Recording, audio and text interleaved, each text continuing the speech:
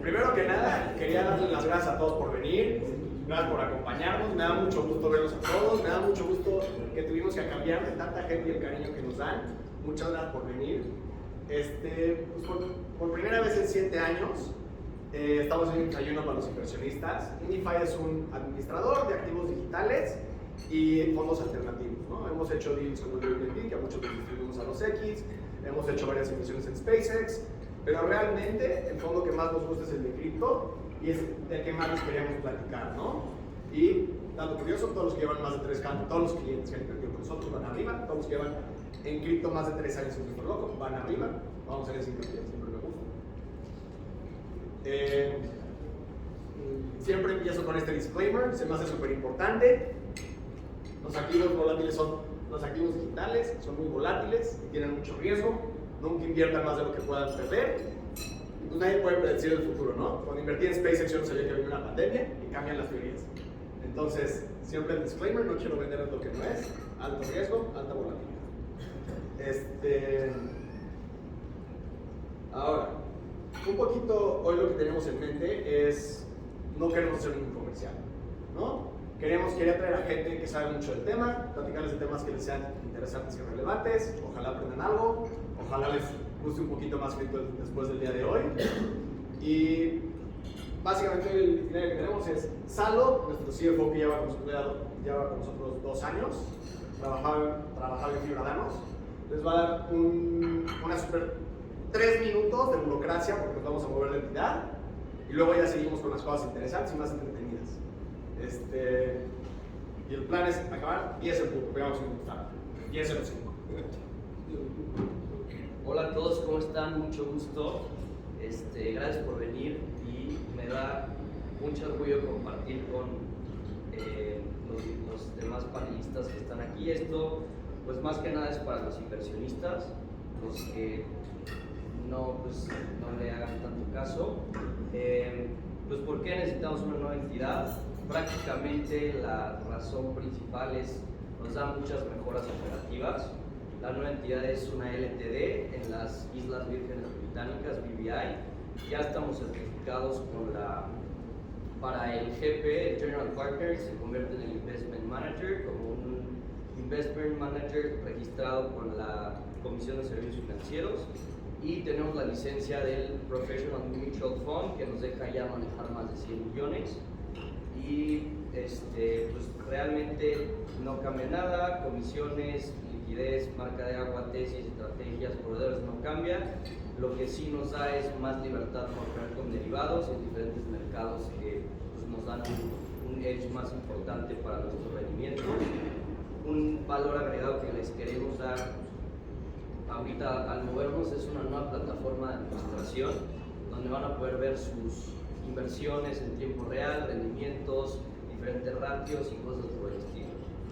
Y en el tema fiscal, para nosotros era muy importante que no se paguen impuestos hasta la salida del fondo, porque pues eso ayuda mucho nuestro compounding, bueno, subcompounding, y vimos con PwC para que este sea el caso.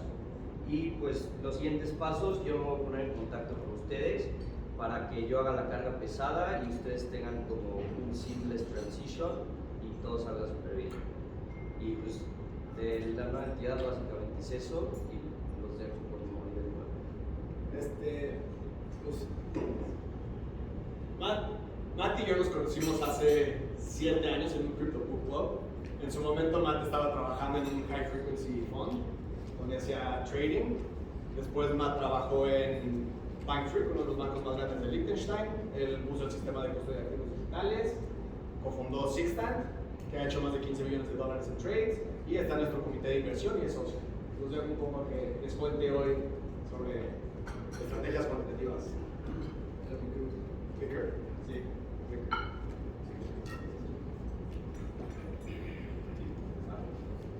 Bueno, gracias a todos por estar aquí. Voy a hablar un poco de las estrategias de trading. No tanto de cripto, aunque sí conocido un poco. Quiero hablar de lo que es el trading a diferencia de la inversión, porque realmente son cosas diferentes y hay todo un espectro entre sí. Entonces vamos a hablar un poco de las categorías de tipos de trading y luego unos ejemplos claros de qué exactamente son algunos trades que se pueden ejecutar. Pero primero un marco conceptual.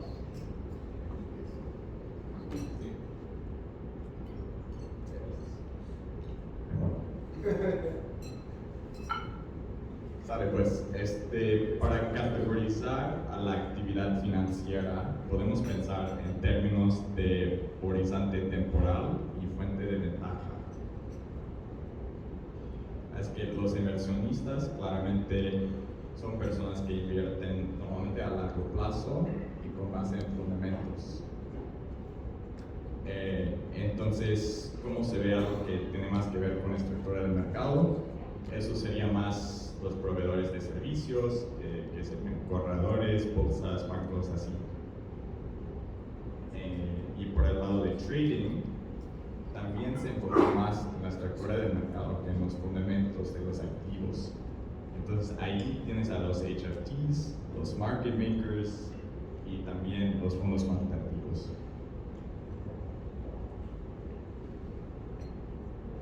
Entonces, para entender para qué sirven los traders y por qué son necesarios, primero tenemos que entender este dicho, que dice que el mercado a corto plazo es una máquina de rotación y a largo plazo es una balanza.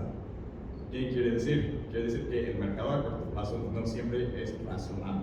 O sea, los precios no siempre tienen sentido a corto plazo. Pero a largo plazo, el mercado es la forma más precisa que tenemos para medir valoraciones de activos. Entonces los traders son responsables para hacer esa transición. Los traders operan las cosas mecánicas del mercado para que salga bien.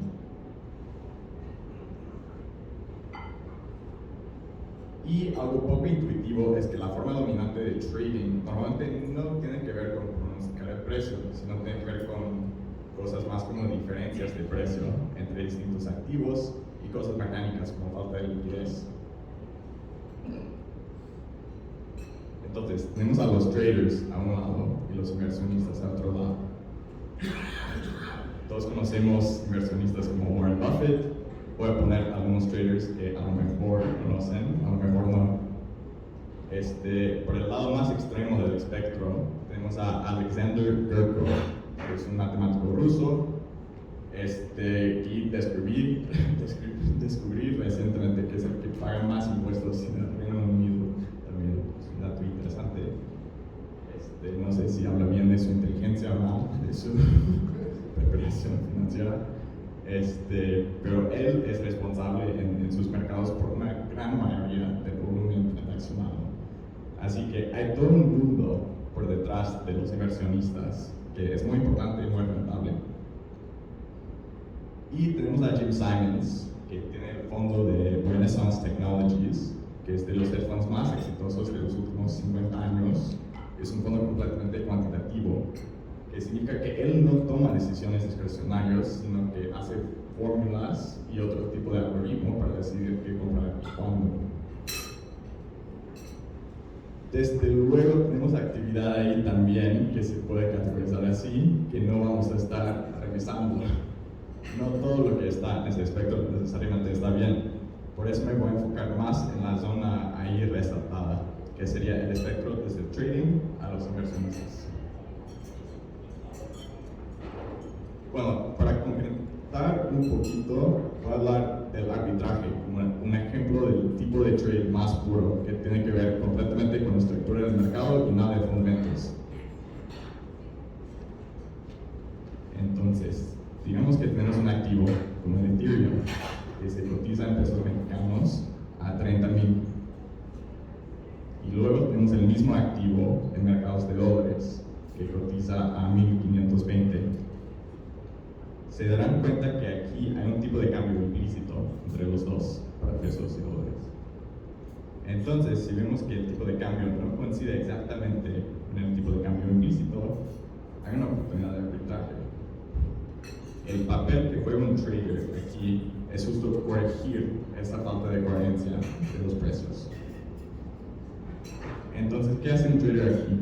Pues el primer paso sería comprar en el mercado más barato, que sería comprar a 30,000 pesos. Luego tiene exposición al precio de Ethereum, que no quiere. Entonces, el segundo paso es vender ese Ethereum por dólares. Ahora no tiene exposición a Ethereum, pero sí tiene exposición a dólares. Se quiere deshacer de esa exposición también.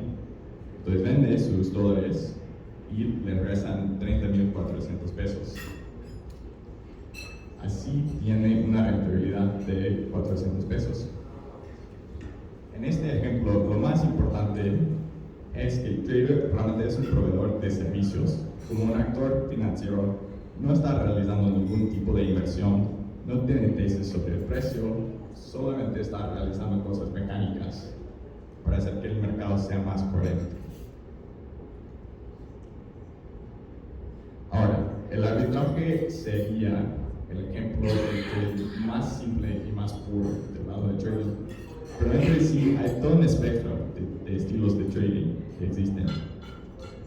Y lo más interesante de todo eso es que el cuadrante que incluye el arbitraje, el market making, el arbitraje estadístico, basis trading, es responsable por el 60% o más del volumen en la mayoría de los mercados financieros.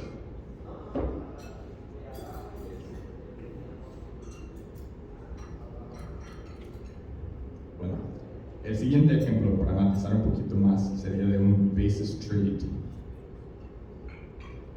Entonces aquí vamos a ver un contrato de futuros y un activo subyacente, que sería Ethereum otra vez. Primero, ¿qué es un contrato de futuros? El contrato de futuros es muy parecido económicamente a comprar un activo, ya que se paga la diferencia entre el precio del contrato y el del activo subyacente, pero tiene una fecha de vencimiento.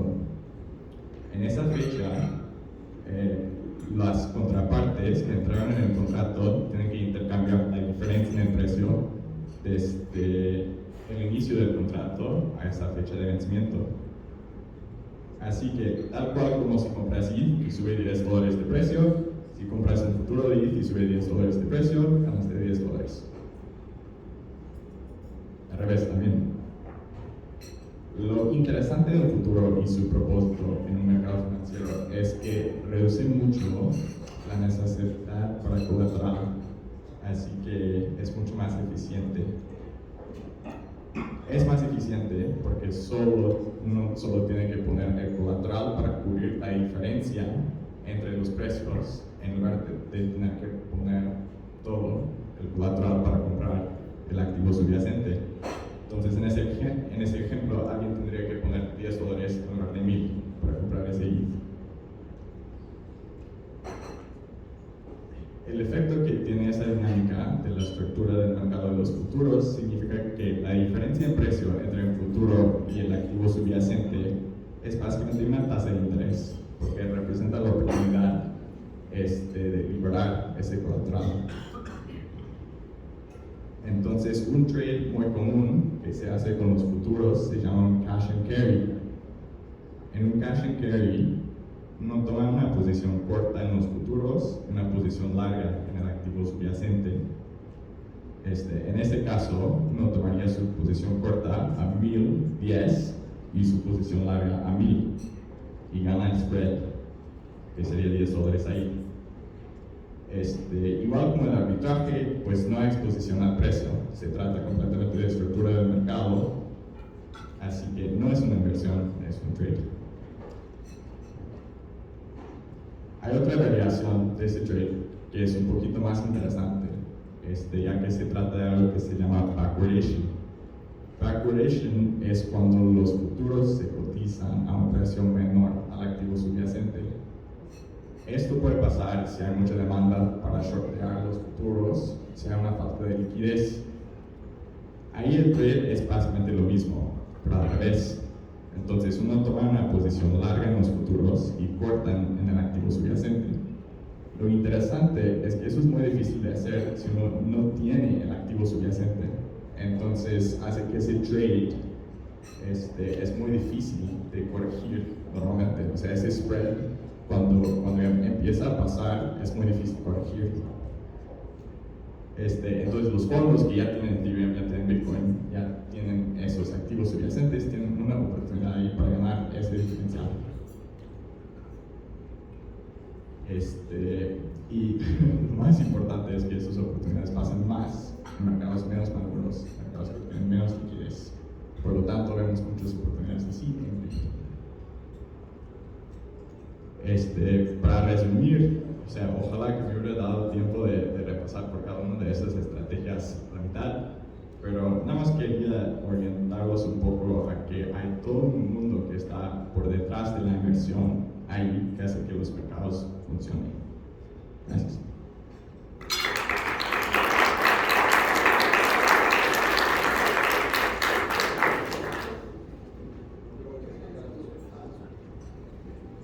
Pues quiero presentar a Josu. Igual nos conocimos hace 7 años, ya llevamos bastante tiempo y con menos pelo. Josu trabajaba en Santander, luego en Hacienda y lleva haciendo igual con Matt High Frequency Trading y está en nuestro comité de inversión. Es de las personas más inteligentes que conozco en términos de cómo funcionan los protocolos. Si quieren meter como a detalles bastante minuciosos de cómo funcionan, Josu es su persona para hacer preguntas. Gracias, Mike. Buenos días. Saludos.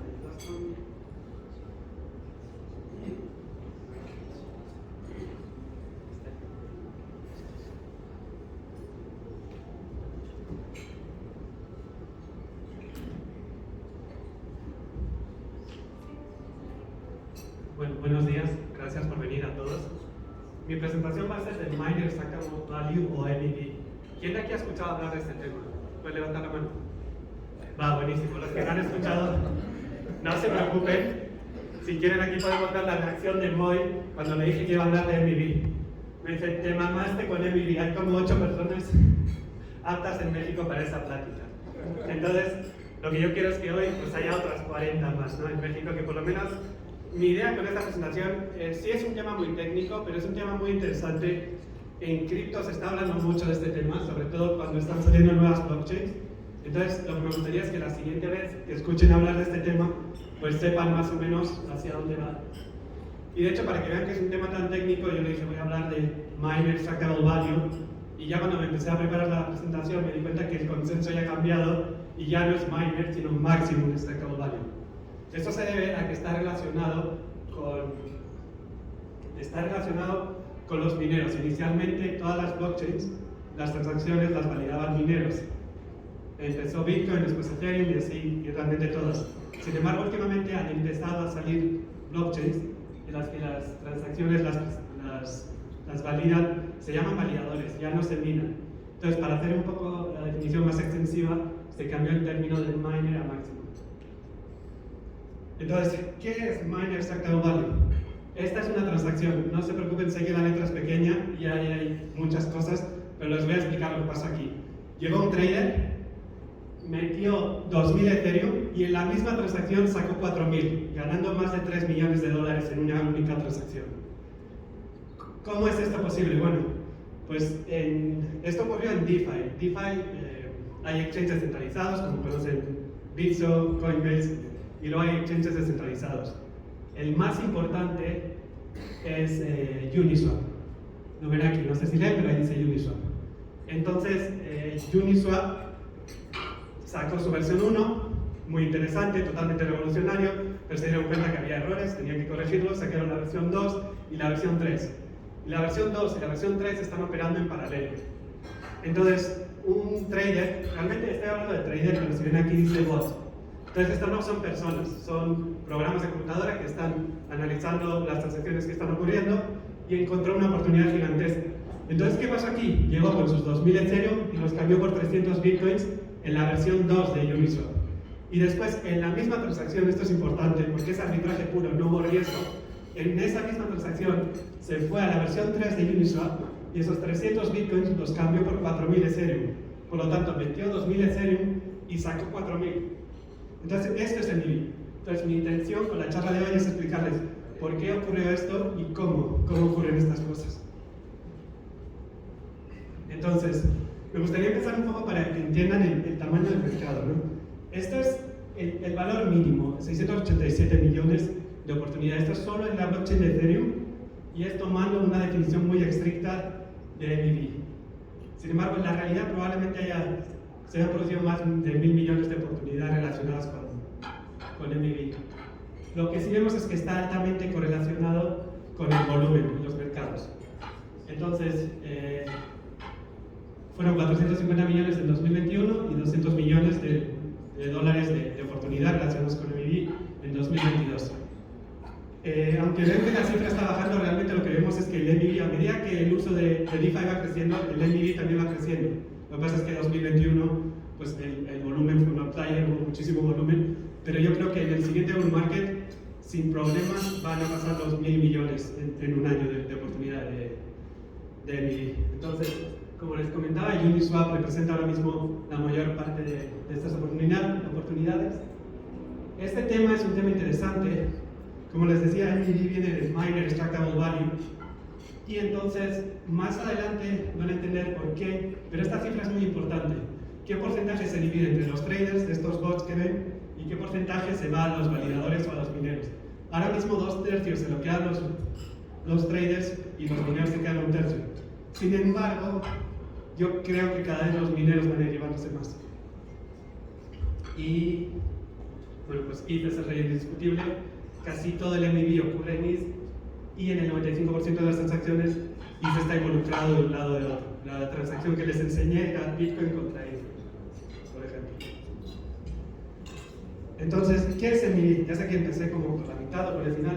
Quiero explicarles un poquito qué es el MIBI. Entonces, para entender lo que es el MIBI, tenemos que entender cómo ocurre una transacción de Ethereum. Cuando ustedes hacen una transacción en Ethereum, la transacción no se va directamente al blockchain, no se valida en ese momento. Se va a una especie de limbo que se conoce como el mempool. Entonces, aquí es donde viven las transacciones. Y las transacciones están ahí hasta que un minero decide agarrar esas transacciones, agarrar un grupo de esas transacciones y añadirlas a un bloque. Y en ese momento se dice que la transacción se ha finalizado, la transacción realmente ha ocurrido. Hasta ese momento la transacción no ha ocurrido. Entonces, aquí es donde se genera la oportunidad de MIBI. Es muy importante entender cómo los mineros eligen este grupo de transacciones. Entonces, ¿cómo lo eligen? Esta es la misma representación del mempool que les puse ahí con las transacciones. Entonces, cada una de estas es una transacción. Y abajito, esto es como una estación de gas. En Ethereum la comisión se llama gas. Entonces, los que tienen más estaciones de gas pagan mayor comisión, menor comisión. Entonces, lo que ocurre es que siempre que mandamos una transacción de Ethereum, tenemos que añadir una comisión para los mineros o validadores.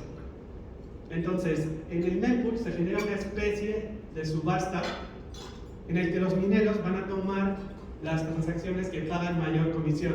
Entonces, esas son las que primero se validan. En este ejemplo muy simplificado, asumimos que en cada bloque solo caben 4 transacciones porque recuerden, no pueden tomar todas las transacciones, los bloques están limitados y solo caben un número determinado de transacciones. Entonces, en este ejemplo, estamos asumiendo que solo puede tomar 4 transacciones y obviamente el minero va a tomar las transacciones que mayor comisión pague. En realidad, el minero tiene discreción absoluta. Podría tomar cualquier tipo de transacción, pero pues, los incentivos económicos le llevan a que elija las transacciones que más comisión tienen. Lógicamente, porque esa comisión va para los mineros. Entonces, esto es lo que genera las oportunidades de MIB. Voy a empezar por la oportunidad más simple, pero lo que podemos es, dependiendo de la comisión que paguemos, podemos adelantarnos a una transacción o a otra transacción. Entonces, otro punto muy importante. Estamos acostumbrados, en bolsa y en mercados tradicionales, hay un orden de las transacciones. Si yo mando un trade y después MOI manda otro trade, pues se va a ejecutar primero mi trade y después el de MOI, ¿no? Por orden de llegada. En blockchain no existe el orden de llegada. Aquí van a tener que aceptar mi palabra porque no me da tiempo a entrar, pero no se pueden ordenar las transacciones. Es imposible determinar qué transacción ocurrió antes. No es posible. Entonces, el único orden que existe es el de las comisiones. ¿Quién está dispuesto a pagar más comisión? Entonces, si yo mando mi transacción por una comisión de 10 y llega MOI después y manda una transacción por una comisión de 15, se va a ejecutar primero la transacción de MOI y después la mía. Entonces, entonces aquí vamos a ver un ejemplo de MIB muy sencillo. Tenemos el punto inicial es que ETH vale $100. Estas transacciones las podemos ignorar. En un bloque de Ethereum va a haber muchas transacciones y no van a estar relacionadas. Una está comprando un NFT de unos gatitos y otra está haciendo una transacción operativa y otra está moviendo dinero entre sus wallets. Entonces, solo vamos a fijarnos en la transacción 3 y 4. Entonces, igual la transacción 3, digamos que es la de MOI. MOI llega y quiere comprar ETH. Entonces, la transacción de MOI hace que el precio de ETH, tú me estás comprando ETH, cuando compras algo el precio sube, cuando vendes el precio baja. Pues la transacción de MOI hace que el precio de ETH suba a 110. Yo tengo mi bot monitoreando el mempool, acuérdense. Entonces, en cuanto veo la transacción de MOI que llega a este mempool, digo, MOI va a comprar, entonces va a generar una oportunidad de venta muy buena para mí. Entonces, en el mismo bloque, yo mando una segunda transacción en la que digo, bueno, pues yo quiero vender ETH.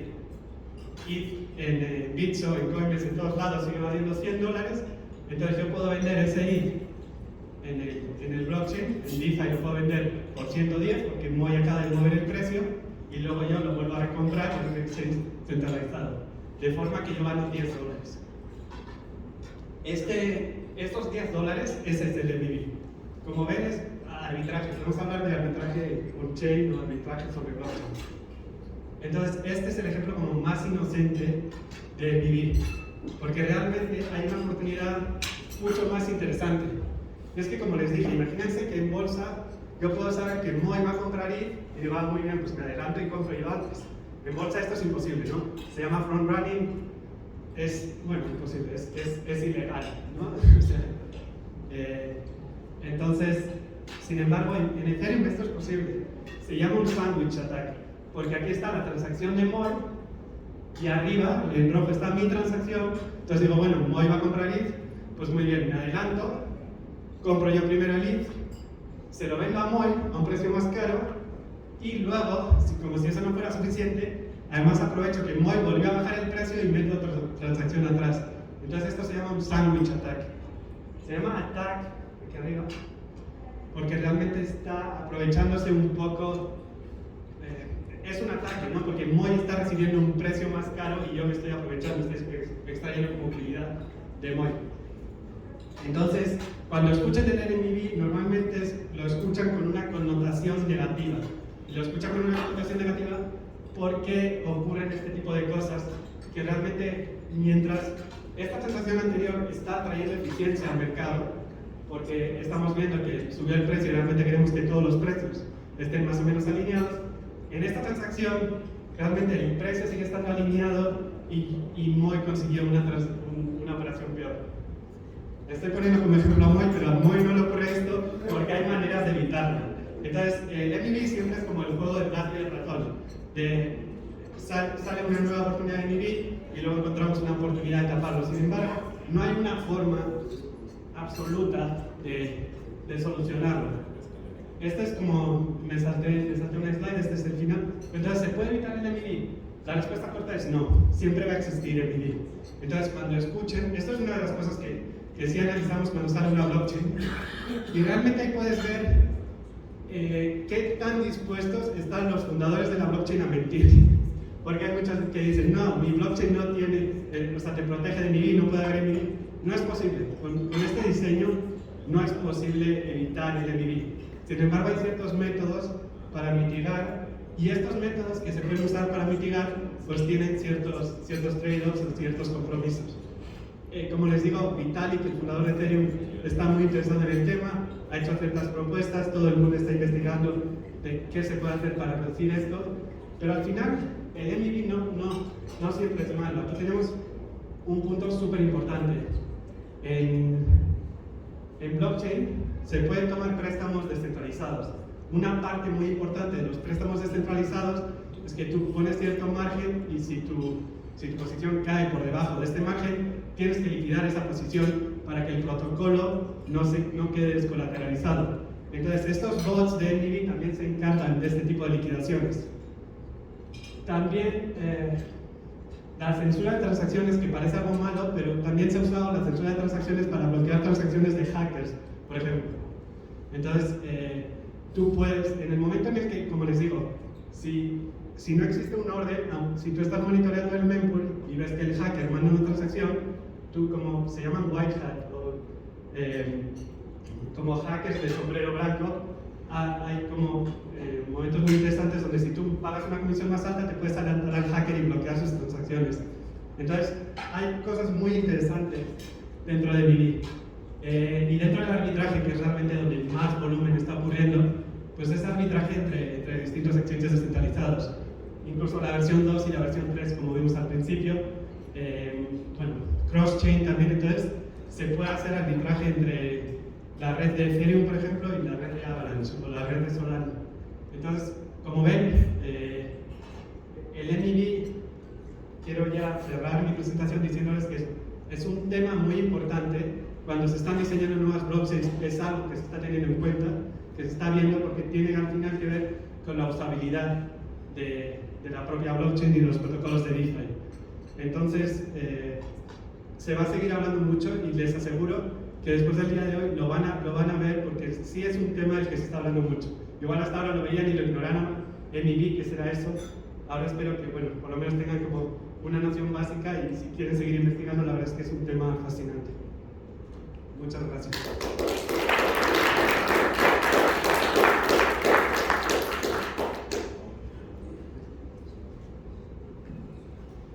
Hola de nuevo, ¿cómo están? Espero les hayan gustado las otras dos pláticas.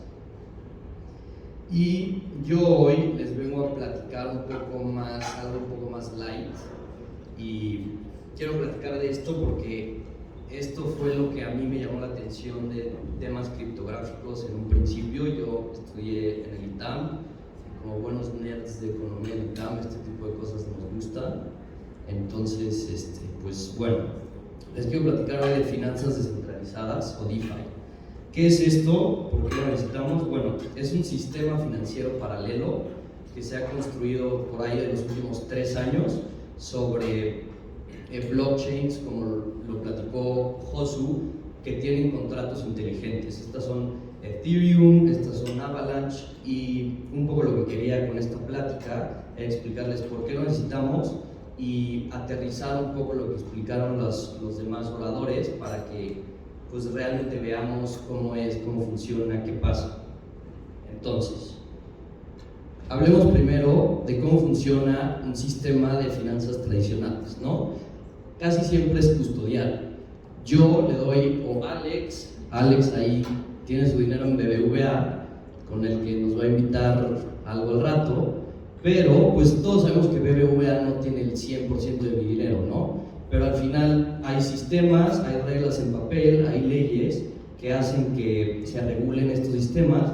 el 99% de las veces funciona, ¿no? Está el tema de las auditorías, está el tema de controles internos, está el tema de supervisión por autoridades, etc., ¿no? El 99% de las veces estos sistemas funcionan y pues en general son buenos.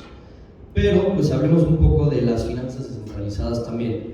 Los sistemas tradicionales tienen reglas, estas reglas están escritas en un papel que ya sea un contrato, términos y condiciones, lo que sea, ¿no? Cuando nos hacemos una cuenta de GBM, todos vemos ahí términos y condiciones, qué puede hacer GBM con mi dinero, qué no puede hacer GBM con mi dinero. Las finanzas descentralizadas no tienen contratos en papel, tienen contratos en código, les llamamos contratos inteligentes. ¿Qué son estos contratos inteligentes? Bueno, es código que está establecido desde el minuto cero, día cero, es público y no se va a hacer absolutamente nada diferente a lo que fue programado para hacer y nunca va a poder hacer otra cosa. Entonces, la diferencia crucial entre las finanzas tradicionales y las finanzas descentralizadas es, en las finanzas tradicionales, por muchas razones, las personas que las controlan no se quieren desviar de lo que son las reglas. En las finanzas descentralizadas, el robot no se puede desviar de las reglas porque así está construido desde sus cimientos. Y pues entonces tenemos como resultado un sistema automatizado en donde es mucho más eficiente, opera mucho más rápido, opera 24/7, no necesitamos un departamento de 50 personas de contabilidad porque todos son robots haciendo las cosas por nosotros. ¿Cómo los construimos estas cosas, no? Porque si vamos a hacer un contrato que está ya establecido desde el momento cero, queremos que esté bien hecho. Y entonces usamos este tipo de cosas, ¿no? Esto me quedó muy feo, tengo mala letra, pero esto se llaman árboles de decisión. Y en teoría de juegos, que es una rama de la economía, lo que hacemos es pensamos qué le conviene, qué puede hacer un agente en cierto momento y de todas estas opciones qué es lo que más le conviene hacer. Y entonces hacemos un análisis de teoría de juegos y decimos, ok, si esta persona tiene 3 opciones A, B y C, le conviene hacer A el 60% de las veces, como sea, y entonces organizamos reglas que satisfazcan lo que conduce a un sistema sustentable, que se porte bien y que haga lo que queremos que haga. Y pues quiero como hablar un poco del elephant in the room, de lo que probablemente todos hemos escuchado al menos un poco en estos últimos meses.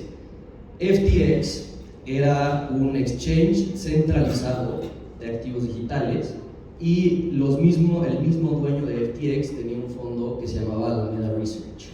Entonces, mucha gente asocia cripto con FTX. La realidad es que cripto trata de resolver todo lo que pasó con FTX. Cripto está hecho como un sistema descentralizado justo para que no pasen este tipo de cosas.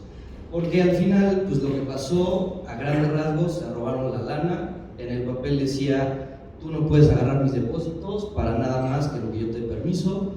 Y les valió y los usaron para solventar su fondo que estaba insolvente y pues igual acabaron perdiendo ese dinero. Cuando la gente se dio cuenta, todos llegaron a sacar su dinero y el clásico bank run, la clásica fuga de capitales, se quedaron sin dinero.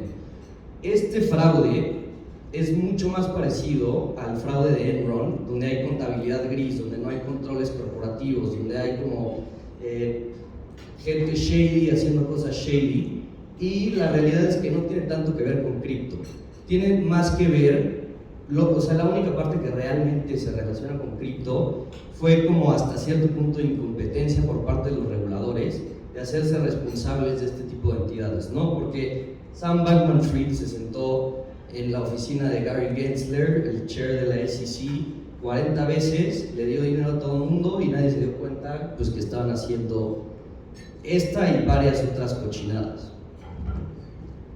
Esto lo resuelve cripto, pero cripto tampoco es todo miel sobre hojuelas. O sea, vamos a hablar un poco de este protocolo que también hemos escuchado, o a lo mejor un poco menos, pero este crash fue muy importante y es muy importante para que podamos explicarles los matices y los diferentes tipos de finanzas descentralizadas, ¿no? Entonces, Pues sí, no todo es perfecto con este sistema, tiene errores, tiene complicaciones, que constantemente hay mucha gente muy inteligente como Matt, Josu, Moy, que están tratando de resolver todo el tiempo. Y pues lo que pasó con este protocolo, al final el resultado fue el mismo, ¿no? Fueron billones de dólares de gente que se perdió, pero el mecanismo por donde se perdió es muy diferente. Porque este protocolo, desde el momento cero, estaba construido para hacer lo que hizo. Nunca se desvió del renglón, nunca dejó de hacer exactamente lo que fue programado para hacer. Este protocolo estaba mal construido desde el principio. ¿Qué es la ventaja que nos da cripto? Esto es público. Yo puedo entrar y decidir, ok, no me gusta cómo está construido este protocolo, creo que hay mejores competidores, no me hace mucho sentido los mecanismos de estabilidad, etc.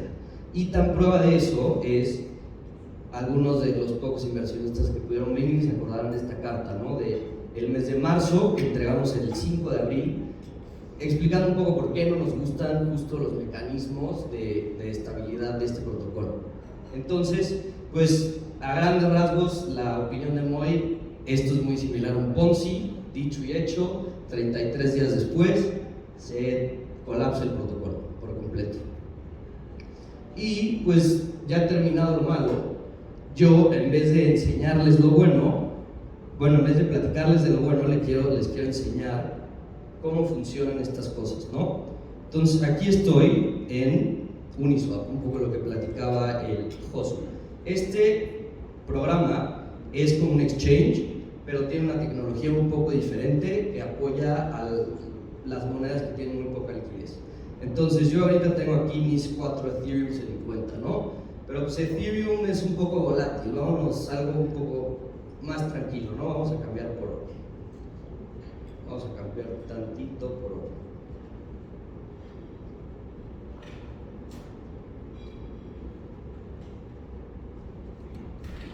¿Ok? Entonces podemos cambiar por oro, así como así. Y si tenían un poco de curiosidad de pues, qué es esto, es esencialmente lo que es un ETF del ETF de los futuros de oro. Entonces, si vemos aquí, vemos la gráfica del ETF del oro y vemos un poco la gráfica del ETF cripto del ETF de oro, que es pues, prácticamente lo mismo, ¿no? Traquea mejor que pues, la gran mayoría de los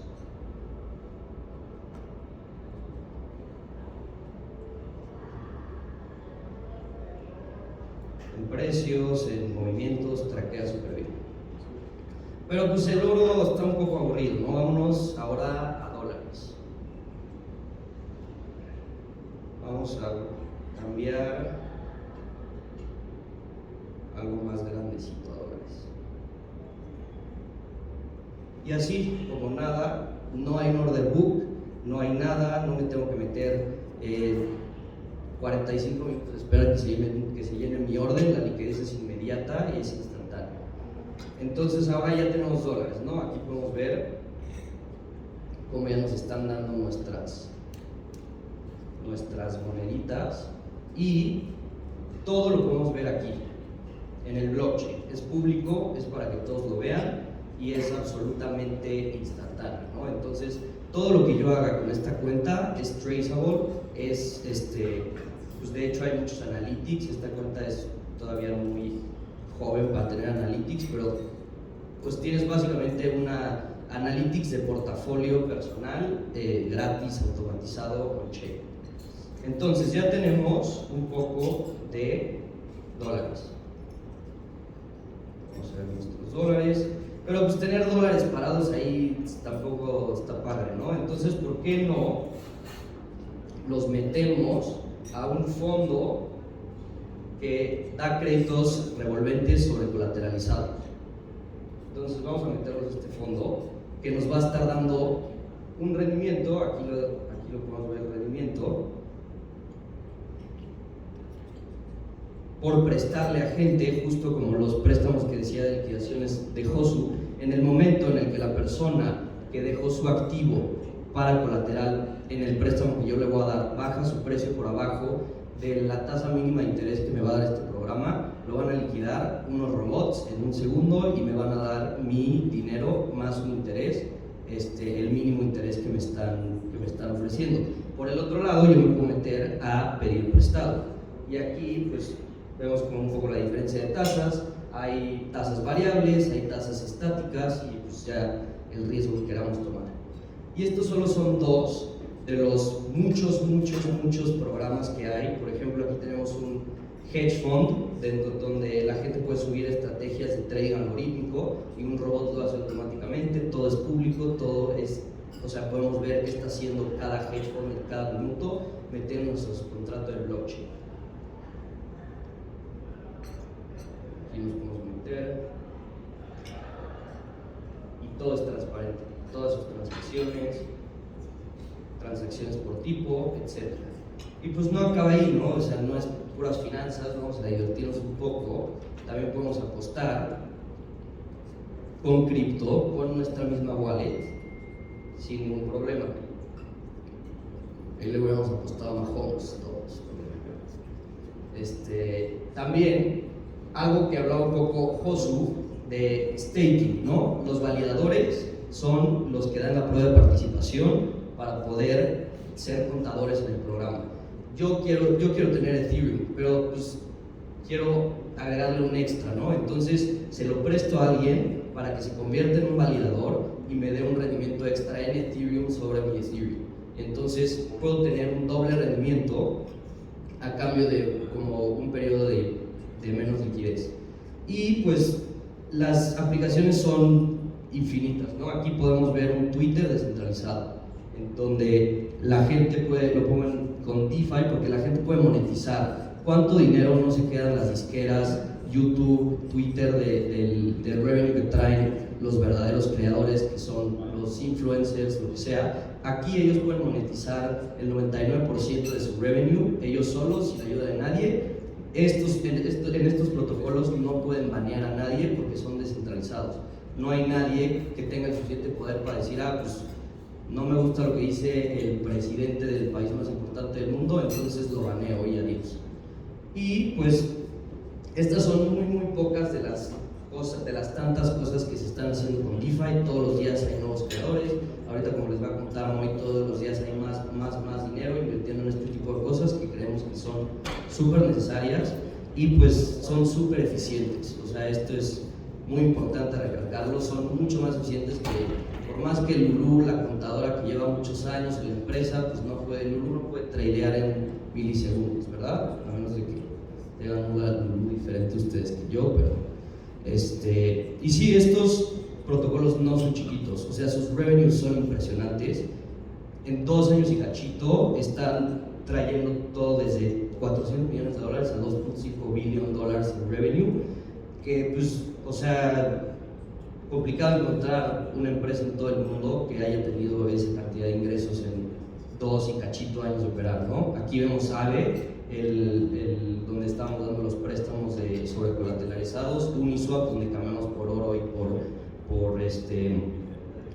dólares, que de hecho podemos cambiar por muchas cosas más.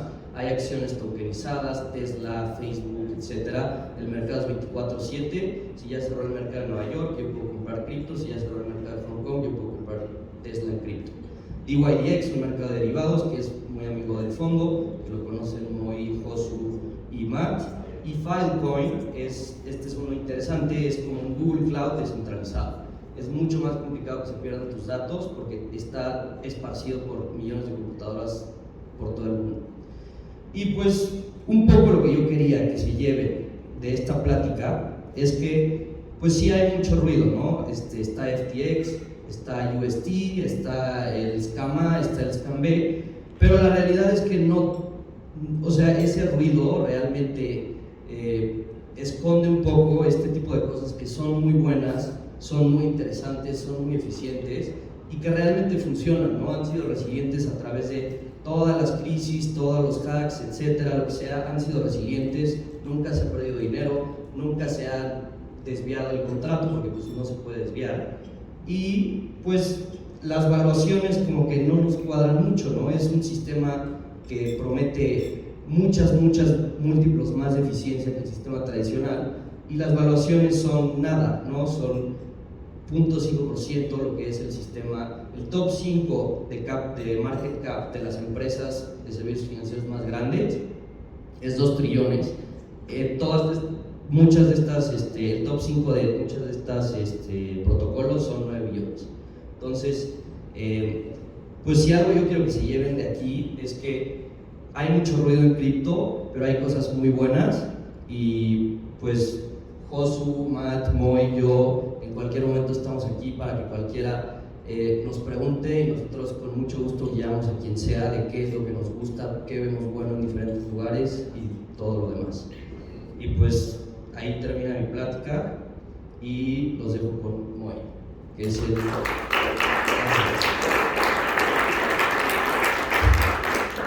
Moy es el CEO de las personas más inteligentes que conozco, y espero les guste mucho su plan. Un punto que se me hace muy interesante que no dijo Saldo es que no sé si notaron que ninguna de esas cuentas le pidieron KYC, no hubo AML, no hubo 1000 problemas para hacerlo. Eso es una de las cosas que más me fascina de cripto, que nada más se sube, lo hace. Esos $10,000 que le mandé ayer en la noche, no me pidieron un pasaporte, no me pidieron nada. Siempre me gusta hacer hincapié de la importancia de tener un sistema libre, y por eso justo me emocionó mucho lo de Saldo. Muy buena cuenta. Ahora, vamos a ver.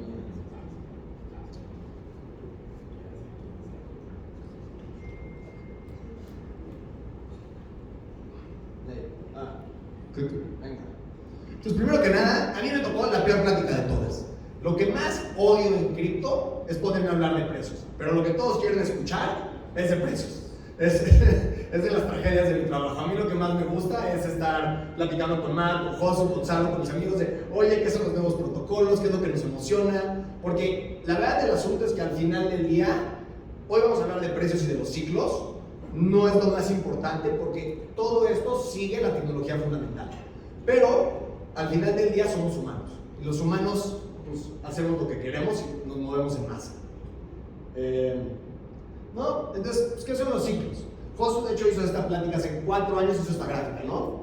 Estos ciclos, la forma fácil de ver son boom and bust cycles, ¿no? Tienes subidas gigantes y caídas gigantes, ¿no? Muy simple. Igual, esa tenía hasta el 2017, justo lo hicimos en 4 años, sabemos que esto iba a volver a pasar, porque los humanos normalmente, la historia se repite, o sea, no siempre es igual, pero igual lo vemos, ¿no? La subida, la caída, la subida, la caída, la subida, la caída. Y ahora, para verlo en forma numérica, porque creo que en las gráficas no se aprecia esto, entonces en el 2014, justo yo entré aquí, compré el pic, compré el punto más caro como güey, pero siempre pasa que nos emociona. 13 meses después cayó a $172, cayó el 85%, y para la próxima hizo 116x de este 172 a los 20,000 que vimos en 2017. 11 meses después, o sea, se me hace muy interesante cómo se repiten tan precisamente. 11 meses después cayó a 3,000, una caída del 85%, y al siguiente ciclo de estos 3,000 nos fuimos a 68,000. 11 meses, .96, o sea, es bastante impresionante cómo estos ciclos se repiten. Mi teoría, ahorita estamos en teoría. ¿No? Y ahorita ya caemos a 15,000. ¿No? ¿Queda claro? Quedan muy claros estos ciclos, qué es lo que pasa, se ven bastante claros, ¿no? Tampoco son únicos de cripto, tipo esto si lo ven, la gente siempre habla de la burbuja del 99, pero no, si ven, Apple en el 93 también perdió el 70% de su valor. En el 85 ya está subida, ¿no? O sea, la gente se emociona con estas inversiones, ¿no? Déjame ver. Ahora, ¿por qué pasa, no? O sea, ¿por qué tenemos estas burbujas especulativas donde la gente se vuelve loca y vemos precios gigantes? Y la cosa número 1 es que son tecnologías nuevas que no sabemos evaluar, ¿no? O sea, les voy a dar un ejemplo simple. SpaceX, ¿no? ¿Cuánto es el valor de tener acceso a órbita? Es un número muy grande, nadie sabe este número, o sea, puedes darme un número, pero muy probablemente va a estar mal, porque no sabemos cuánto va a valer en 20 años tener acceso a órbita, ¿no? O cuánto vale si reemplaza Bitcoin al oro. No sabemos, es un número muy grande, pero es difícil de ponerlo en número, y si le tratas de poner el número, probablemente estás mal, ¿no? O sea, en el 2000 nadie se imaginaba que Google iba a vender trillones de dólares vendiendo ads, y todos pensaban que iba a ser el BRIC. El punto es, no sabes, y como no sabemos valorarlas, como no tenemos una métrica fácil, es muy fácil que nos adelantemos a decir esto es mucho o esto es poco, y entra mucho pues, los humanos. Los humanos nos emocionamos, todo funciona, todo es bueno, ¿no? Y ahora quiero hablar un poquito nada más antes de entrar, pues, las apuestas asimétricas, ¿no? O sea, ¿qué es una apuesta asimétrica? Tú llegas y dices, yo quiero apostar una apuesta que me paga 100 a 1 y tiene 2% de probabilidad, ¿no? Lo más probable es que pierdas tu apuesta, o sea, lo más probable es que no ganes. Pero es una gran apuesta, o sea, si tú tomarías estas apuestas, constantemente estarías doblando, ganarías una de cada 50 y acabarías arriba. ¿No? Entonces, estas son las apuestas asimétricas. Es, voy a arriesgar un poco para ganar mucho, que es lo opuesto de una apuesta asimétrica. Voy a construir un edificio, me voy a gastar 100 millones de dólares para ganar 20 millones. Aquí es al revés, aquí yo lo que normalmente recomiendo es pon $1 para ganar 10, aunque probablemente pierdas tu $1. Pero si ganas vas a ganar 10, ¿no? Y ahora, ¿por qué suceden estos ciclos, no? O sea, ¿por qué vemos que o sea, fuera de que no sabemos evaluarlo, ¿por qué pasa? ¿No? Y para mí hay dos cosas fundamentales que los humanos tienen en los mercados. Tienes euforia y apatía, ¿no? Entonces, ¿qué tienes en la euforia?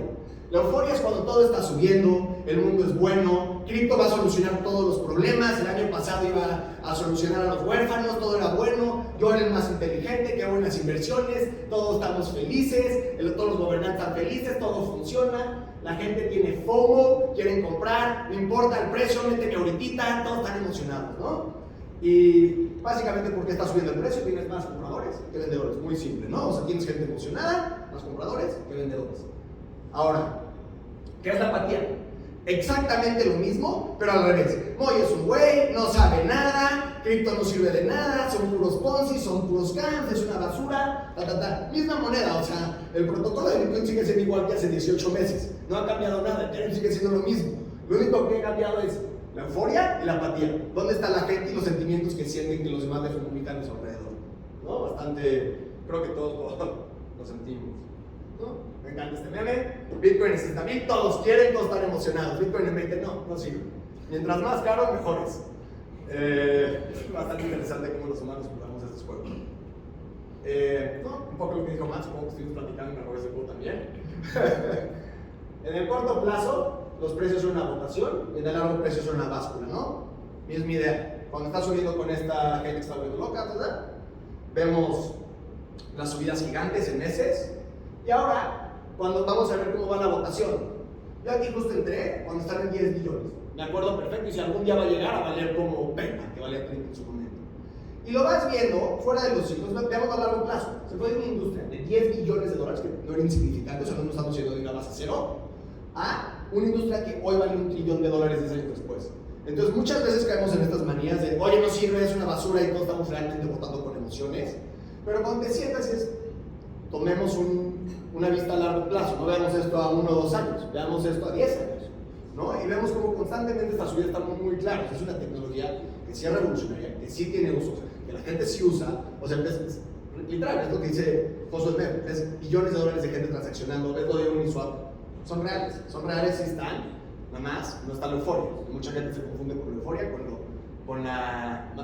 muchos confunden la votación con la báscula, cosa que pues, no hay que ver las cosas, ¿no? Una de las cosas que a mí me interesa mucho ver es, pues cuando estás viendo estos protocolos, es el precio, reitero, no sigue tanto al precio. El precio sí sigue estas burbujas, pero sigue más es crear cosas de valor reales, ¿no? Entonces, por ejemplo, son los active developers. Estos son los que crean las cosas que en verdad nos gustan, ¿no? O sea, las cosas que usamos, que generan revenue, que son herramientas útiles. Y, again, vemos que la gente viene aquí con esta emoción, pero los que se quedan, o sea, la gente entra como, normalmente decimos, los nativos y los turistas, ¿no? Muchos de los turistas se van, y aquí es donde debe ser el precio de los turistas, y los nativos se quedan acá, desarrollando, creando nuevas herramientas, nuevos sistemas, nuevas soluciones, ¿no? Si vemos el VC Deal, el año pasado, 2022, a partir de la caída, vemos masiva inversión, o sea, seguimos viendo que la gente sigue invirtiendo en el espacio, siguen creando nuevas ideas, siguen fundando nuevas compañías, que es sumamente importante. ¿Por qué? Porque el siguiente bull run necesita un catalizador positivo, no entra a los catalizadores. Igual vemos las transacciones siguen, la gente cree que está muerto, es un fraude, pero siguen habiendo millones de transacciones cada día. ¿No? Igual, crypto fees la gente sigue usando, tipo, Uniswap cobra $1 millón. Estos es fees no especulativos, estos son los fees que la gente paga solo por usar el protocolo para cambiar de ave, no son especulativos. Sí. O sea, cada día está, o sea, Ethereum está 3 millones de gente, o sea, la gente paga $3 millones al día porque quieren hacer transacciones, no es para especular, nada más méteme por favor esta bloque, este es el revenue, Uniswap, mismo caso, o sea, bueno, luego vamos a, si quieres, por mucho ahora, ¿qué detona los bull markets, no?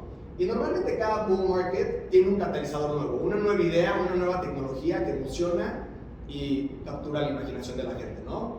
Si ves en el 2013, esto fue Bitcoin. No existía esta idea de, oye, ¿puedo yo tener dinero digital? Era una idea totalmente novedosa que nadie había escuchado, que capturó la imaginación de la gente. Y vemos que la gente se emociona, se vuelve loca y luego cae. Pero a la larga todo esto va creciendo. O sea, aquí valía menos de 30 billones. ¿Cuántos les dije? ¿10 billones? 10 millones. 10 billones. Ahorita Bitcoin vale 300.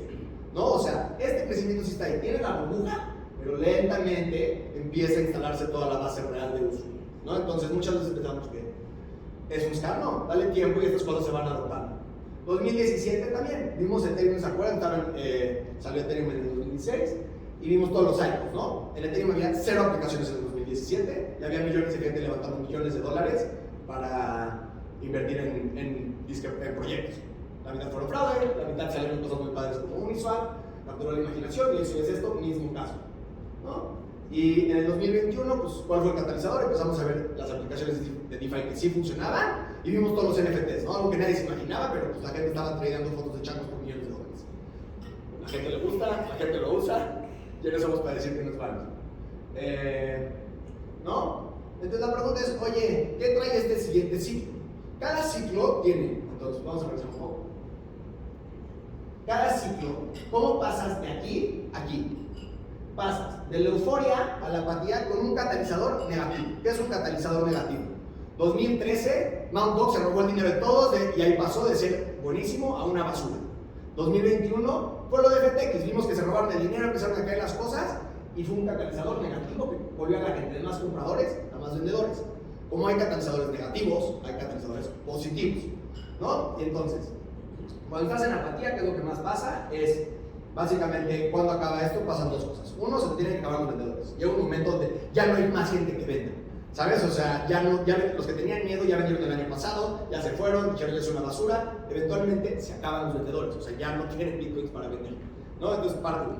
Y parte 2 es tener un catalizador positivo, ¿no? Algo que vuelva a capturar la imaginación de la gente, que la gente diga, wow, esto es el futuro, esto es súper emocionante. Los NFTs capturaron la imaginación de pues, gente no como yo, porque yo soy un poquito más cuadrado, pero a los artistas les encantó los NFTs, capturaron la imaginación, todos sacan los NFTs, ¿no? Y esto hizo que entre más gente. Entonces, ¿qué necesitamos para el siguiente ciclo? Necesitamos otro catalizador. ¿Cuál va a ser el catalizador? No sé, la verdad es que tengo varias teorías y nunca sabes qué es lo que va a acabar resultando. El punto es que si hay inversión, si hay atención, si hay desarrolladores, alguna otra nueva idea va a existir. No, a mí me gusta mucho lo de social media descentralizado que se Salo, que puedes postear, nadie te puede banear. Maravilloso, me gusta la adopción de DeFi, más activos del mundo real, pagos. Yo creo que ahorita con más escalabilidad vamos a tener más pagos, juegos de activos de criptos, stablecoins descentralizadas o catalizadores positivos, ¿no? O sea, yo claramente veo que si fuera los Emiratos, no tendrían mi dinero en dólares después de que le robaron todo su dinero a Rusia y más que los odian. Entonces creo que podemos ver ahí un catalizador donde vamos a ver a los dólares comprando mucho y problemas enteros, ¿no? Ahora, de esta plática, ¿cuáles son las conclusiones que no quiero que se lleven? ¿No? O sea, lo puse porque me da miedo que les diga, compren ahorita, es el momento, está buenísimo, ha caído el 90%, está toda la partida, ¿no? Yo no estoy diciendo esto, no estoy diciendo que inviertan todo ahorita, que es el momento que tengo, ¿no? Tampoco estoy diciendo, oye, subió una vez, va a volver a subir la siguiente vez. No, no es necesario, es un catalizador, no las ideas. En la historia siempre se repite exactamente igual, no creo que la historia siempre se repite exactamente igual, que también mal. Y los mini games en un punto valieron mucho, no significa que vuelvan a valer mucho, ¿no? No quiero que se lleguen a las conclusiones de esta plática. ¿Cuáles son las conclusiones que sí quiero dar? Que cuando tenemos una tecnología nueva son muy difíciles de evaluar. Es muy difícil saber cuál es el valor. Again, cuál es el valor de reemplazar el oro, cuál es el valor de tener acceso al espacio, cuál es el valor de... Hay 1000 tecnologías nuevas que no sabemos evaluar, ¿no? O sea, Y todo esto te puedes ir atrás a 1800 y pasó una manera con unos ferrocarriles. Misma idea. ¿Cuánto vale un ferrocarril en 1800? No sabemos, pero es mucho más rápido que ir en caballo, entonces va a valer mucho.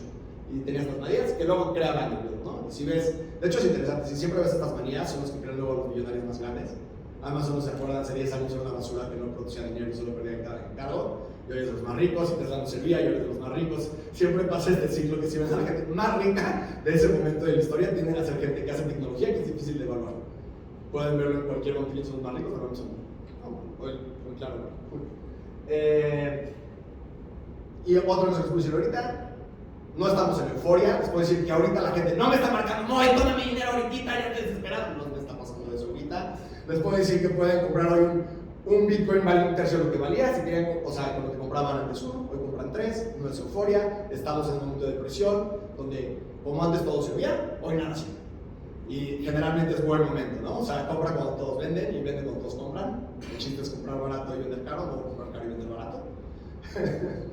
Y si tienes un interés de cripto, yo empezaría, si tienes interés como tecnología, con una visión a largo plazo, con una actividad de apuestas asimétricas, de no le voy a meter todo mi patrimonio, oye, estoy apostando un poco para ganar mucho más, y tienes buen manejo de riesgo, ahorita lo que sí estoy diciendo es buen momento para empezar a pensar cómo te quieres alocar a este espacio. O sea, creo que vamos a tener unos 12 meses en los de depresión, o en lo que llega un catalizador nuevo, y ahorita es buena idea empezar a analizar esto, ¿no? O sea, ¿cómo quieres alocarte ahorita que todos están deprimidos? En vez de, ¿cómo te quieres alocar cuando todos están teniendo una fiesta padrísima y hay champaña y todo? O sea, ya lo haremos en vez de desayuno cena con champaña en un par de años. Y pues por eso, con esto los dejo. Pensábamos hacer preguntas y respuestas, pero pues la verdad del asunto sí creo que está más fácil que cada quien lleve sus preguntas directo a cada uno. Si les interesa saber de NEM, ahí está mal. Está Josos, si quieren saber de trading algorítmico, está mal. Si quieren saber de DeFi o cualquier pregunta burocrática, o si no les llega a su estado de cuenta, pueden regañar a Salo. Y pues obviamente yo, entonces ya los dejo porque ya vamos tarde. Quería cerrar a las 10:15, son 10:15, pero pues muchas gracias por venir y pues estamos acá para responder cualquier pregunta.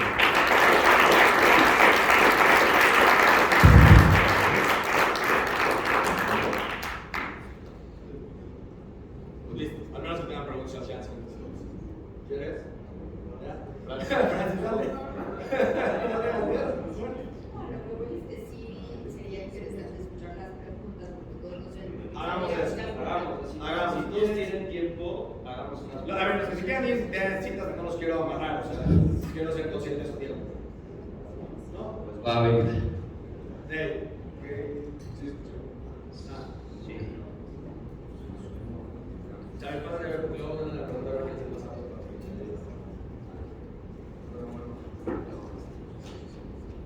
¿Qué oportunidades o riesgos hay con las CBDCs?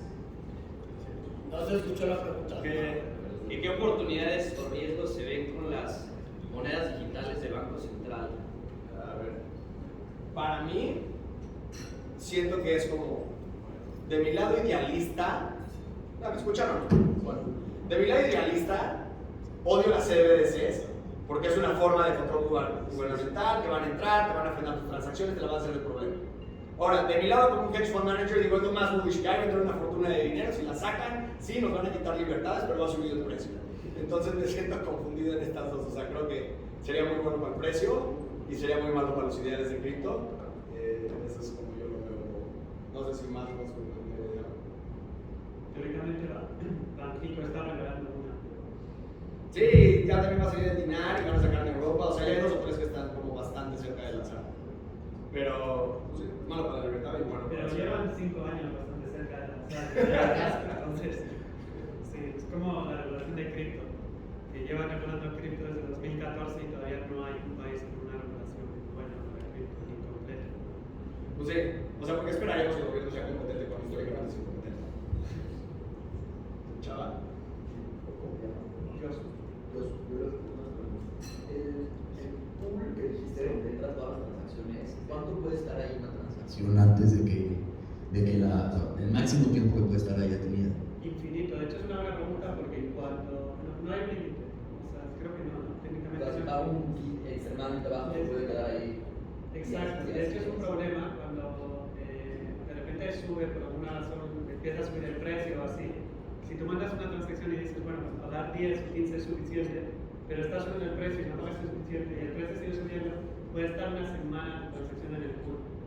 Pero Ethereum te permite reemplazar esa transacción. Entonces dices, bueno, vuelvo a mandar la misma transacción, pero con un fee más alto, y ya está. Entonces, sí. Y la otra pregunta es que también comentaste que hacer acciones es ilegal. Sí. No esperamos que se vuelva ilegal cuando empiece a crecer todo Es este que no mercado. puede ser ilegal por lo que decía de que no hay un tiempo, es imposible determinar qué transacción llegó antes al pool. Entonces, es imposible, tienes que adaptar el No sabes cuántos días lleva. O sea, no puedes determinar de manera, o sea, precisa, sí o sí. Entonces, o sea, sí, yo puedo decir, bueno, mi transacción, pero tú puedes mentir y decir, bueno, mi transacción llegó antes. Entonces, no hay forma de ordenar las transacciones por tiempo. Entonces, como no hay forma, tampoco hay forma de demostrar que tu transacción llegó antes o la mía. Entonces, No pueden regular a los traders del paquete que sí, decide. es imposible porque no se puede determinar qué transacciones. Como se propagan, como llegan al mempool, las transacciones es a través de nodos. Entonces yo me digo a las dos personas que me van a dar y voy a mandar esa transacción. Y tú le dices a las dos personas, y el tema es que si tú estás mejor conectado, si tu nodo está mejor conectado, que tú lo mandes después, al mempool podría llegar antes. El mempool está, cada validador tiene una copia de este mempool. Entonces esos validadores Sí, la mejor es uno. es un tema bastante técnico. Y eso lo están haciendo ahorita en el mundo. Podría ser. O sea, gran parte de las estrategias, tipo las estrategias más importantes nos vamos a queremos poder correr estas estrategias derivadas. Cosa que Estados Unidos está tirando la Ya. Gracias. Ahorita que está como trending topic todo lo de OpenAI, Ajá. ¿existe algún tipo de aplicación o relación entre OpenAI y las criptos o todavía es un tutelo? Creo que la única relación es que vamos a ver un ciclo similar. O sea, AI siendo una tecnología que funciona mucho a la gente que no vamos a ver evaluar, que vamos a ver compañías valiendo billones, pues realmente yo diría que son como opuestos, porque tipo el AI lo ves como una fuerza que solo pueden correr corporaciones gigantes, que no le da poder al individuo, y son diferentes, o sea, los vería muy diferentes a las otras, veo como, de cierta manera te diría que son opuestos. Pero sí. O sea, lo que sí O es, sea, sería una aplicación tecnológica hacia cripto. pues, se aplica a todo, ¿no? Todos podemos tener mejoras operativas exponenciales con AI. O sea, con solo ChatGPT, nuestras operaciones pues se vuelven mucho más eficientes. Pero, o sea, como que entiendo de dónde viene un poco la pregunta, porque son como tech, revoluciones tech, pero sí, como dice Moy, o sea, la inteligencia artificial es un tema complejo que necesita servidores muy complicados y la idea de cripto es todo para todos. Entonces, pues sería ver en un futuro, estoy seguro que a mucha gente cripto muy inteligente se le van a ocurrir cosas muy creativas de cómo usar AI para las operaciones de cripto. De hecho, no te estoy diciendo que deberías programar un chino. Lo que yo he visto es que tenía un amigo que era consultor de blockchain y la última vez que lo vi en LinkedIn ahora ya es consultor de AI. Entonces, estos turistas de los que hablábamos hoy pues, se van cambiando. Probablemente en medio pasó por NFTs, ¿no? Entonces, o sea, hay mucho trabajo detrás de esto. O sea, Moy, Matt, yo llevamos ya 10 años en cripto. Entonces, no puedes de repente decir, bueno, me cambio y ahora me meto en AI. O sea, para realmente ser un experto en el tema necesitas llevar bastante tiempo. Entonces, no es fácil transicionar de blockchain a AI y tampoco, como dice Moy, no sé, no hay tanto que se relacione. ¿Vale más?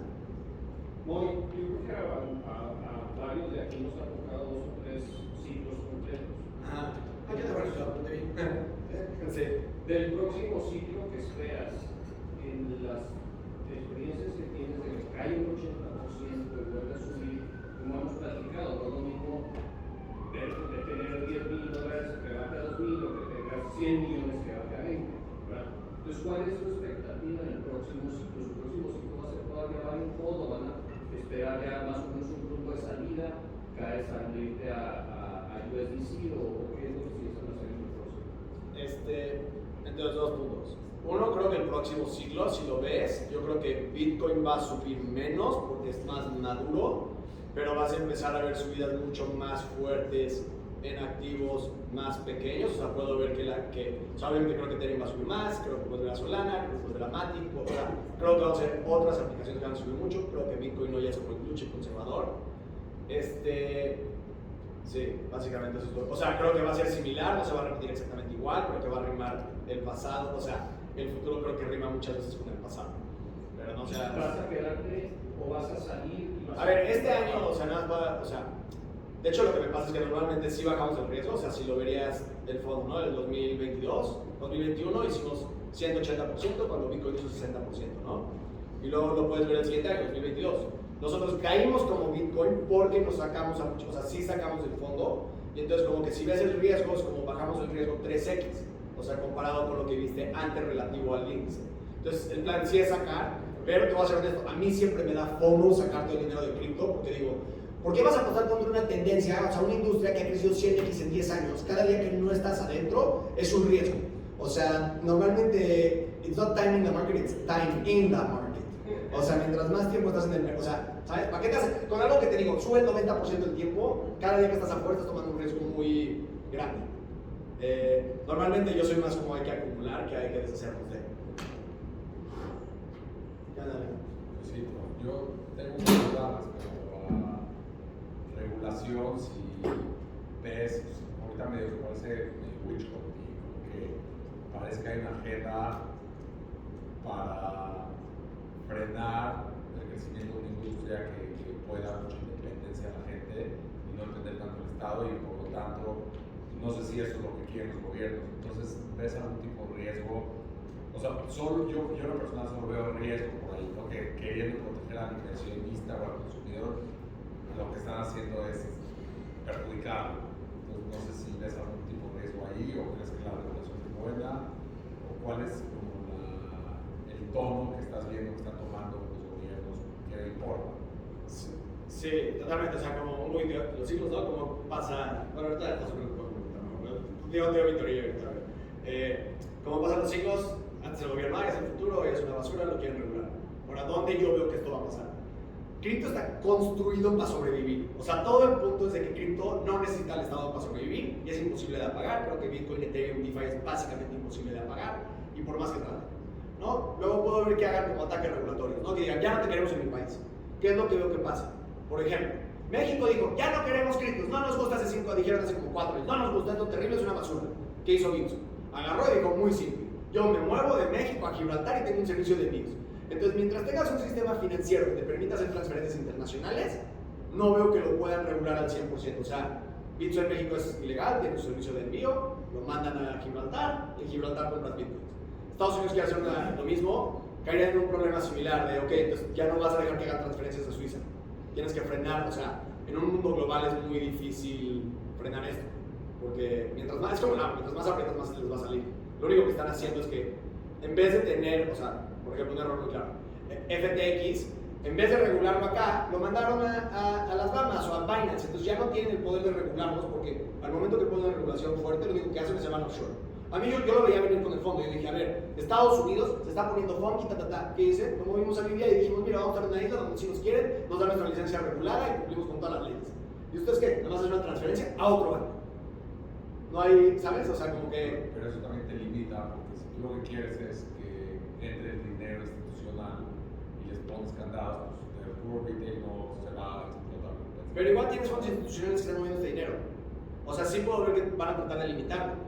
Es que es interesante cuando ves todo el game theory. Es el último en adoptar cripto, es el que más va a perder. O sea, si lo ves, o sea, es que si, como que empiezas a ver de varios marcos, y por ejemplo, yo veo que Estados Unidos dice no, pero yo puedo ver fácilmente que alguien como Rusia que le frenaron todo su dinero, alguien como Arabia Saudita que le frenaron todo su dinero, o sea, que no le han frenado su dinero todavía, y vamos a entrar. O sea, es como a todos les conviene más jugar en el juego que no jugar en el juego. Y para complementar, yo creo que un tema interesante es que hasta 2017-18 en las charlas la pregunta no era ¿crees que el riesgo es que lo regulen? ¿Crees que los gobiernos lo van a prohibir? Entonces en 2017-18 cambió la pregunta, cambió el paradigma y ahora es, bueno, ya estamos casi seguros de que no lo van a prohibir. Hemos visto países como China y otros países más pequeños que lo han prohibido directamente, pero parece que los países democráticos occidentales no van a prohibir Bitcoin o cripto, que era como el mayor riesgo de todos. Entonces, entendiendo que no lo van a prohibir, lo van a regular. Y sí, o sea, es la pregunta que nos hacemos todos, ¿no? ¿Cómo lo van a regular? Estamos viendo ahora mismo cómo se está como yendo hacia direcciones distintas. Europa sacó una ley súper completa, MiCA se llama. Entonces, es súper completa, pero como cripto es tan grande, ahora ya están trabajando en MiCA 2 porque hay cosas que se han quedado fuera. Pero Europa lo está regulando y ya sacó regulación bastante clara. Por ejemplo, algo interesante es que todos los exchanges que listen una moneda, esa moneda tiene que tener una especie de prospecto, como las acciones. Entonces, si la empresa no lo ha emitido, como Bitcoin no tiene un prospecto, porque pues, Satoshi es anónimo y no previó que lo iban a regular 15 años después, entonces no hay como un prospecto, entonces van a tener que sacar los exchanges este prospecto diciendo los riesgos y así. Estados Unidos, sin embargo, todavía no hay una regulación, ha habido varias propuestas, pero no parece que ninguna vaya a avanzar y lo que estamos viendo es como regulación by enforcement, en el que la SEC está actuando, los distintos reguladores están actuando, pero no hay una regulación y eso es bastante malo porque crea mucha incertidumbre, porque al final es como muy arbitrario, ¿no? Tienes que esperar a que metan a la cárcel a alguien para saber qué es lo que no tienes que hacer o cómo tienes que hacerlo, ¿no? Entonces la situación, la verdad es que Estados Unidos va en un camino bastante equivocado. Creo que sí vamos a tener regulación, aunque no nos guste, porque pues, los gobiernos regulan y no van a dejar esto desregulado.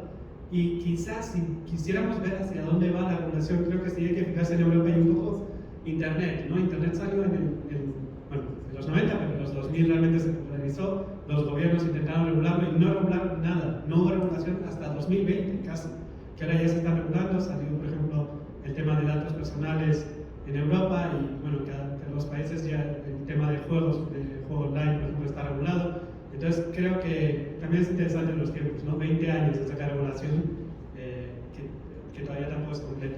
Entonces creo que todavía hay mucha incertidumbre. Siguiendo esa línea, me parece que es una pregunta de gran valor. Yo quiero plantearla de una manera más blanca y negra. A su punto de vista, considerando lo que se acaba de decir, ¿qué horizonte de tiempo consideran que nos va a tomar llevar o ver que todas las digital currencies, cualquiera que sea, empiecen a transaccionar en un sistema comparativo al de fiat currencies? ¿Cuándo voy a comprar con X moneda en el Oxxo y voy a pagar y mover y va a ser de uso estable?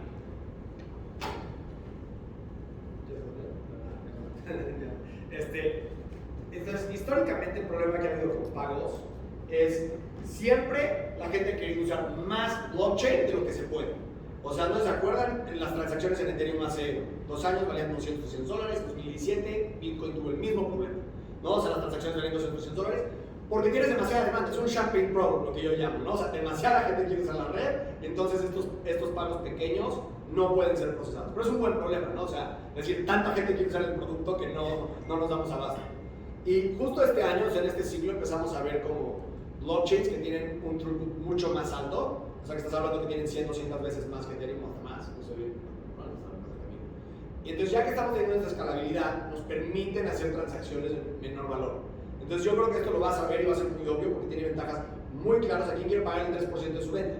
Entonces, nadie quiere, o sea, prefiere pagar el 3 cuando cada transacción vale $200, pero hoy con las redes nuevas, que una transacción vale 2 centavos, yo veo que muchos van a preferir tomar un pago en cripto, que pagues 2 centavos de transacción en vez de pagar el 3% de tu venta. Entonces sí puedo ver que justo este ciclo yo lo vería que con